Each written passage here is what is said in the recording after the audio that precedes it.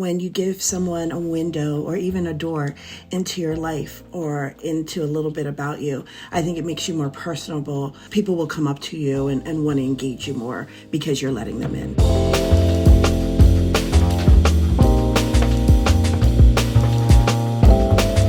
Welcome, everyone. My name's Janelle Jones. I'm an executive coach, and I'm thrilled to be with my lady friends, my partners in crime. So what I want to do is I want to talk to them about their specific tips and hacks as it pertains to accelerating their career. But before we get started, let's get an introduction from each one of them. So let's start with you, Michelle. Talk to me. Who are you? Who am I? So Michelle Aladdin. I am an executive director of global commercial development in the pharma industry, and I am based out of New Jersey. Awesome. Thelma. Hello, everyone. I am Vice President of Transformation in the healthcare industry, and I am out of the far, far suburbs of Philadelphia. And Letitia. Hello, I'm Letitia Snyder, Vice President for Retail Strategy and Partnerships, and I'm based in Tampa, Florida. And Raimy. Hi, everyone. Raimy Vital, really excited to be here, Director of Transformation in the consumer packaged goods industry. I'm based out of Plano, Texas. Thank you. So again, we want to talk about some of your tips, some of your hacks. You guys are some of the more successful people that I know, so I'm thrilled to have you guys on here. One of the things that I wanted to get into is the fact that we as a people tend to be very private people. And it starts off with being private about our personal affairs. But because of culture and upbringing, it bleeds into being private about our professional affairs. And so what I wanted to get into, and I want to start off with Michelle. I know that trust issues tend to creep in. So we limit ourselves sometimes with the information that we share. My question to you is, how do you get ahead of your narrative, which requires that you share some information?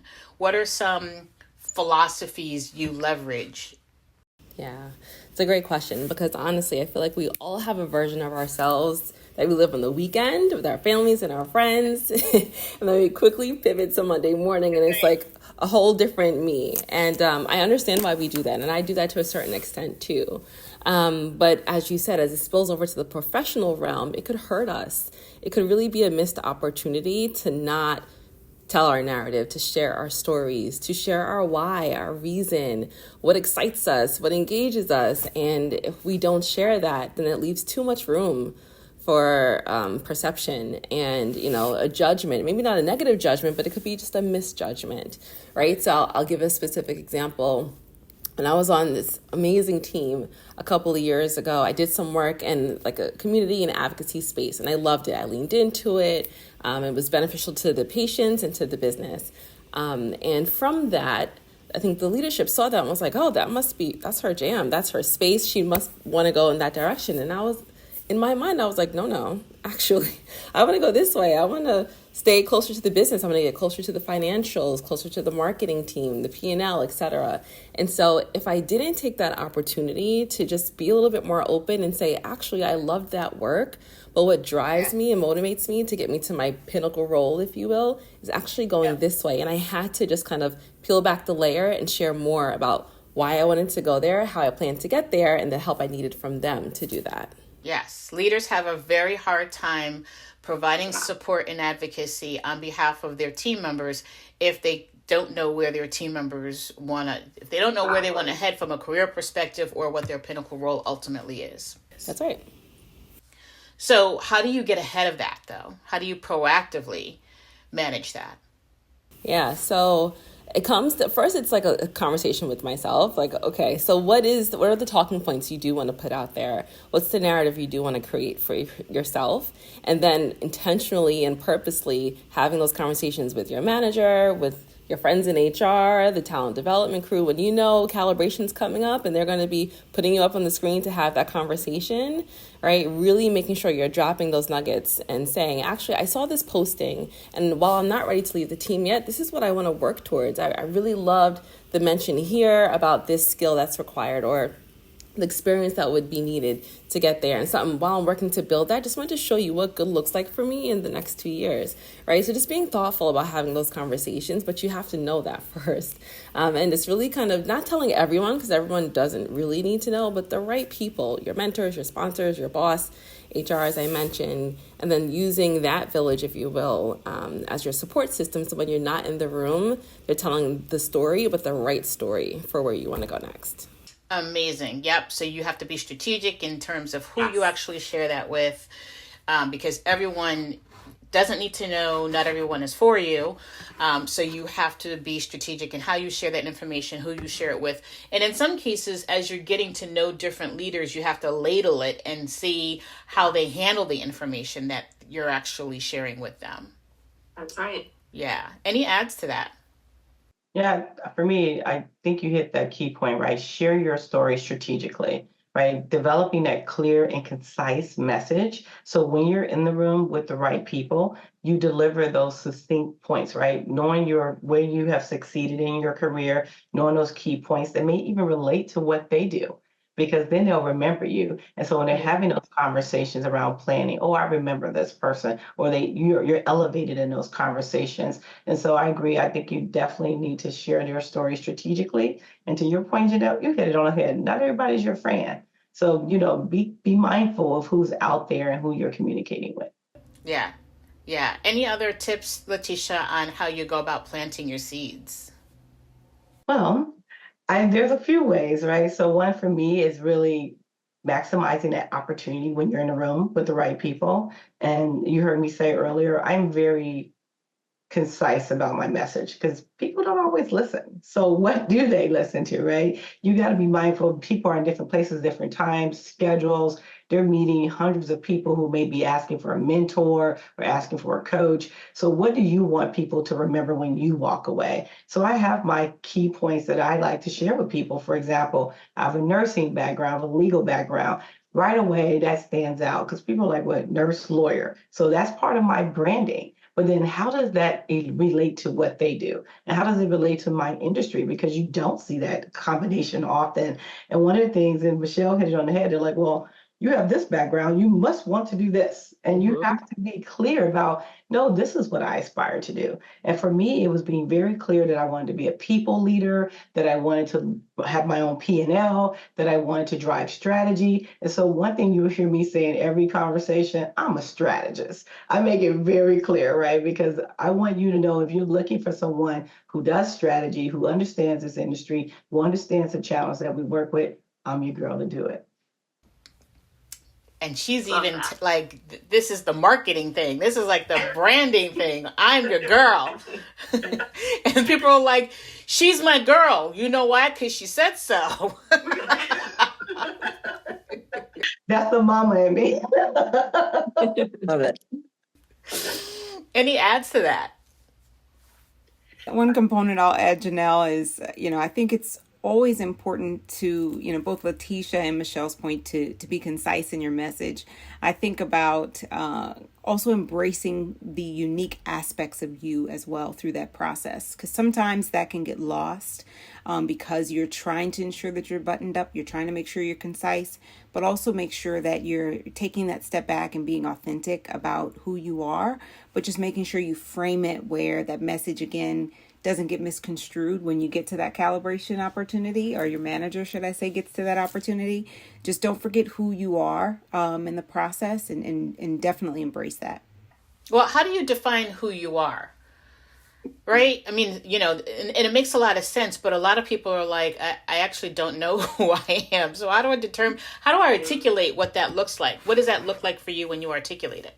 Yeah. So I think for me, it's about, the little things like, where if I get an opportunity to talk through where I'm from geographically, as an example, I may bring in unique aspects about the geography I'm from to help highlight who I am. But then I'm also on the back end making sure that the professional side, the business side is spotlighted in a way that is, again, very genuine and authentic to show my true leadership charismatic style. And so that's kind of one example. And I know it's helped me in certain circumstances to make sure that I don't forget the uniqueness of me, to bring in, for example, that cultural aspect. Another way that I've done that is even through certain events or things that maybe my family might embrace as I'm speaking through or speaking about my family. As an example, I use that and leverage that as a part of, call it my introduction or my elevator pitch, as I'm navigating career conversations as well. Yeah, got it. Thelma, I know you wanted to add something to that. Yeah, I think that was so well said. Letting people know something about yourself, being a little bit vulnerable, it's hard, right? But when you give someone a window or even a door into your life or into a little bit about you, I think it makes you more personable, more people will come up to you and want to engage you more because you're letting them in. So I would echo that and encourage it as well. Yeah, and people want to work for leaders that they connect with, right? You never know the gem you dropped today about your weekend and, who you are at home versus who you are at work. Someone might connect to that and it can go so far. You just never know. People want to work for people they can relate to and kind of just relax with and then, drive business with. It's kind of all interrelated, if you will. So many times. That's what I've been telling people lately. Pickleball? Pickleball, I know. But hey, other people play it too and they want to play with you. But no, if I could expound upon that too, one thing I remember early on in my career, I didn't tell people I was a single mother. I actually hid it intentionally because I didn't want people to make excuses for me, right? Or she can't because she's a single mother, or we don't want to put that on her because she's a single mother, right? Because I would hear conversations about mothers in general, whether single or not.